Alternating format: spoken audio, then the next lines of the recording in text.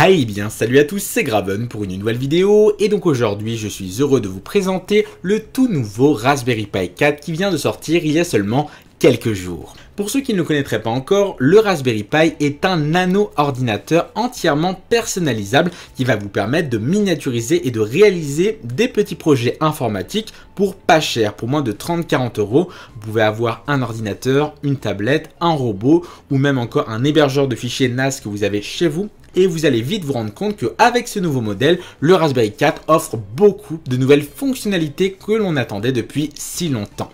Alors c'est parti! On commence avec le processeur. Nous sommes désormais sur le modèle Quad-Core ARM Cortex A72, donc c'est une évolution du modèle précédent, le A53, qui était présent sur le Raspberry 3B+.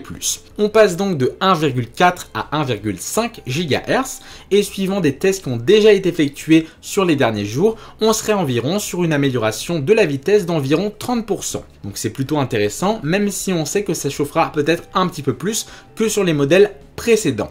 On enchaîne avec la partie graphique, et là je peux vous dire qu'on a bien été servi. Effectivement, on dispose désormais de deux ports micro HDMI en 4K qui vont nous permettre de brancher jusqu'à 2 écrans à notre Raspberry avec un rendu 4K, effectivement. Donc si vous travaillez par défaut avec un seul écran pour votre Raspberry, vous pouvez désormais en avoir deux en très bonne qualité, et on sait que ça prend tout son sens lorsqu'on a une puce graphique Videocore V qui a été ajoutée et qui offre du H265, donc en 4K 60 images par seconde, avec en plus le support OpenGL, donc pour ceux qui souhaitent jouer à des jeux sur le Raspberry, ce sera désormais beaucoup plus fluide que sur les modèles précédents. Continuons avec les connectiques réseau. Et comme d'habitude, on a eu des améliorations intéressantes de manière générale sur les différents périphériques. Tout d'abord au niveau du Wi-Fi, on est resté à peu près sur le même standard du 802.11ac en Wi-Fi 5. Ensuite le port Ethernet, on est sur du gigabit, donc avec un transfert jusqu'à 1 gigabit par seconde.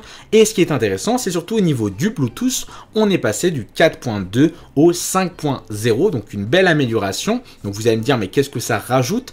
Eh bien tout d'abord, on va doubler la vitesse de transfert en passant à 2 mégabits par seconde, et également la distance a été multipliée par 4. Donc on passe de 10 à 40 mètres en intérieur et de 50 à 200 mètres en extérieur, donc un plus grand range de transfert. Toujours au niveau des connectiques, nous avons désormais deux ports USB en 3.0. Donc là, on avait 4 ports USB 2.0 et sur ce nouveau modèle, on en a 2 en 2.0 et 2 en 3.0. Globalement, ce que ça va améliorer, c'est la vitesse de transfert. Donc on a des tests qui ont déjà été effectués en 300 mégabits seconde jusqu'à à peu près 500-600 mégabits seconde. Une économie d'énergie du fait que ce soit adapté, et bien sûr le tout en gardant une compatibilité si vous aviez des périphériques externes qui utilisaient le 2.0, bien évidemment. Concernant l'alimentation du Raspberry, on est désormais sur du 5 volts 3 ampères avec une alimentation qui passe en USB type C, donc comme beaucoup d'appareils actuellement, et donc ça va apporter forcément 2 fois plus d'énergie, mais sachez que vous pouvez très bien utiliser aussi le PoE-AT que j'avais présenté dans une vidéo que je vous mets en haut, qui permet également de faire une alimentation par le port Ethernet, toujours aussi pratique.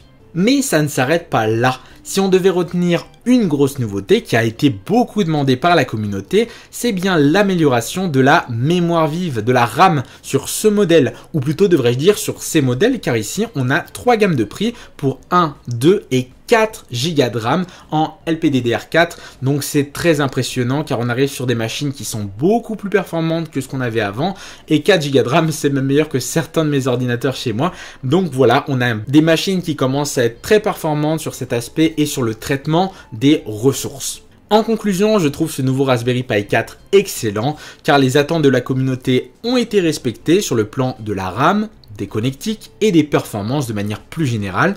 Maintenant, c'est à vous de me dire votre avis et vos attentes pour le prochain modèle. Pour cela, je vous invite à mettre un petit commentaire en dessous de cette vidéo avec vos prédictions. Donc voilà un petit peu ce que je voulais vous montrer aujourd'hui. En tout cas, j'espère que cette vidéo vous aura plu. Si c'est le cas, n'hésitez pas à la partager, à mettre un pouce bleu et à vous abonner à la chaîne pour ne pas rater les vidéos qui reviennent en septembre. Hashtag BAFA pendant l'été. Sur ce, c'était Graven. Ciao à tous, bonnes vacances et à la prochaine. Hey hey.